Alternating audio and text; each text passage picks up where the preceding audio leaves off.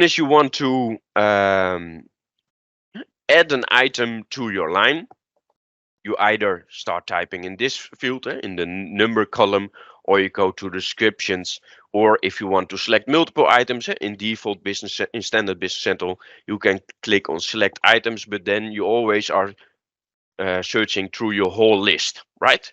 And sometimes it makes sense that in your inventory you have all kinds of categories. For example, since we are, for example, let's imagine a furniture wholesale company, you have of course the furniture group, and in that you have tables and chairs, etc.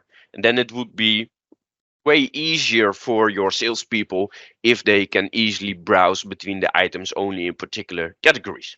So let me show you how that works. Instead of searching through your whole list of items, we can enable an additional feature, and therefore I go back to the role center once again and go back to the module configuration, and I will enable the feature Easy Item Finder.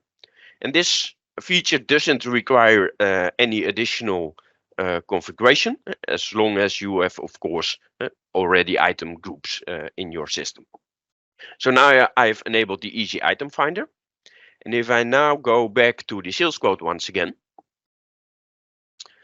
I have still the sales code for Datum Corporation, but without any lines. And here now you see some additional columns.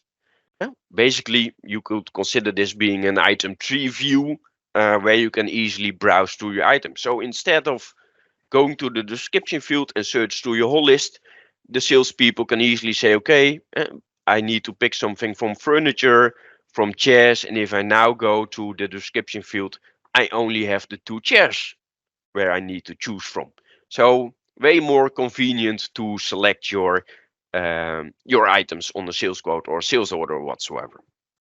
So that's basically the Easy Item Finder. It's a very straightforward basic feature, but it can be really beneficial for salespeople who are dealing with a very long list of items.